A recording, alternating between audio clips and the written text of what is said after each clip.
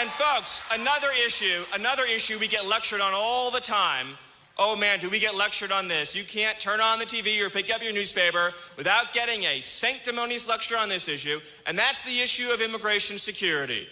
And Hillary Clinton says, well, we can't have a secure border and we can't enforce our laws, because if we did that, it would tear apart families, Hillary Clinton says. The families being torn apart are the American families who are losing loved ones to an open border. And nobody can run for president of the United States who is not willing to protect American families. That is a pretty fundamental qualification. If you can't stand up and say, I will protect the safety and security of American families, then you are running for the wrong job. And I submit to you, folks, the American people will never elect someone like Hillary Clinton, who has pledged to dissolve the borders around these United States. No country will ever elect a president who will dissolve its own borders, and that's what Hillary Clinton has promised to do. Hillary Clinton has also promised a 550% increase in Syrian refugees. Now, once again, Hillary Clinton tells us, well, this is the compassionate thing to do. You know what compassionate behavior would be? Would be using the money to help 10 times as many refugees in their home region. What Hillary Clinton doesn't tell you is that for every dollar you spend bringing a refugee out of Syria into the United States and providing housing, providing medical services, providing jobs, providing welfare, feeding, housing, clothing refugees, for every one you bring into the United States, you could help 11 in their home region. Hillary Clinton is denying support. She is denying support to hundreds of thousands of refugees for the sake of her selfish and corrupt political agenda.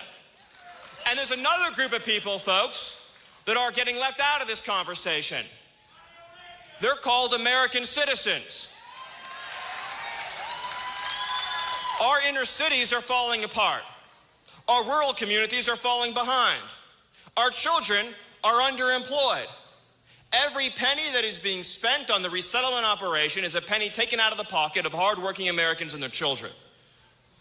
We are $19 trillion in debt. We do not have the money for Hillary Clinton's plan to resettle huge portions of the Middle East inside the United States of America. We need to support our American family first.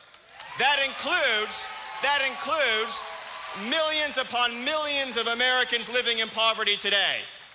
The social contract that makes this country or any country work is that the people like you, the backbone, the heart, the soul, the essence of this country, who go to work every day, who love their children and take care of their families, who follow the rules, the people who make this country move, the people who go. Our social contract is that you follow the rules, you do your civic duty, and in return, your government puts you first. When a country loses that social contract, it ceases to be a country anymore. This is the conversation we need to be having in America, folks. I, for one, and I know I speak for all of you when I say this, am not interested in turning America into nothing more than Hillary Clinton's personal bank account. I'm not interested in having the United States become Hillary Clinton's personal wealth management fund. I'm interested, and you're interested, and we're all interested in having a country that is about enriching you, that is about protecting you, that is about taking care of you and the people that you love. That's what a country's all about. Each of us as American citizens taking care of each other and loving each other and supporting each other and standing up for our principles and our values. And that includes not bringing people into our country, as Mr. Trump has said, who don't share our values. How does it help America or lift up America or support America to bring anyone into this country, wherever they may come from, who rejects our values, who rejects our tolerant way of living, and who in fact has hatred in their heart for our people? How is that good for America? How is that good for our people? It's not. Hillary Clinton is a career criminal, folks. All you have to do All you have to do is read the book Clinton Cash. Man, it'll turn your hair white. Let me tell you something. One corrupt deal after another, including, by the way, selling 20% of U.S. uranium assets to Russia, while Russia is funneling tens upon tens of millions of dollars to the Bill and Hillary Foundation. Sweet deals for countries like Saudi Arabia and China, while they're giving money to, you guessed it, Bill and Hillary Clinton. Give money to Bill, get favors from Hill.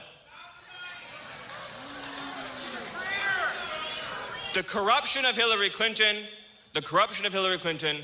would make many, many, many crime syndicates very envious.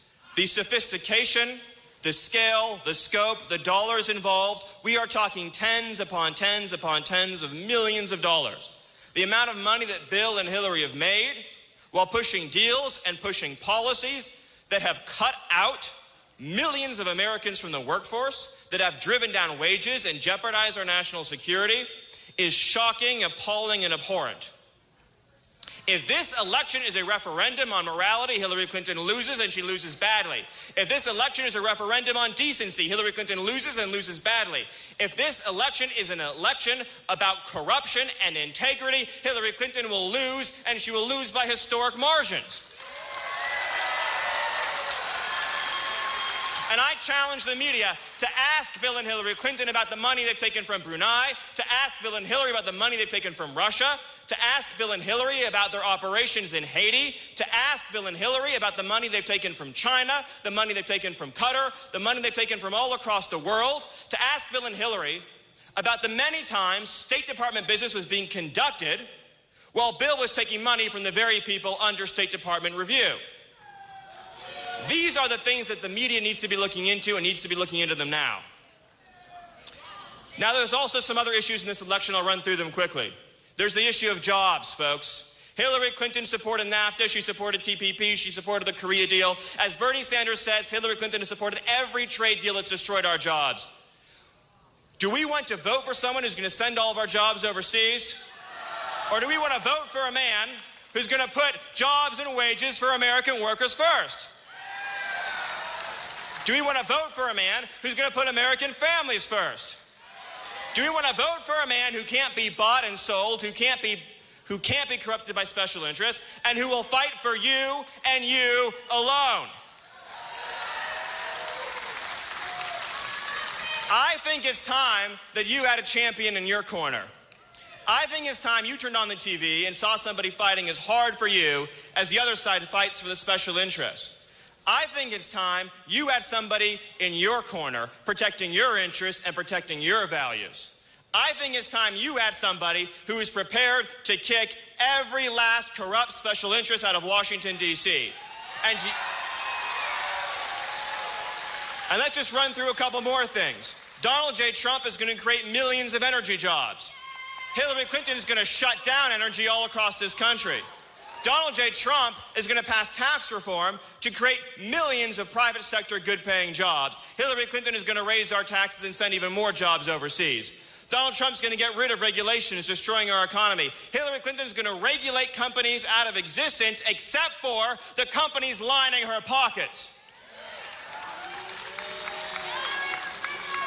On every issue that matters to working people, trade, immigration, energy, taxes, regulation, Hillary Clinton is against the working people of this country. Are you prepared to cast a vote on behalf of working people and stand with Donald Trump? Are you prepared to cast a vote on behalf of secure borders and vote for Donald Trump? Are you prepared to send a message that will echo down through the annals of history that at this moment in America, we took back our country for the working people? And are you prepared to renew the social contract that says your value is not measured by how much money you make or how many dollars you contribute, but your value is measured by your worth as an American citizen? Folks, this opportunity, as I said at the beginning of my remarks, isn't going to come again.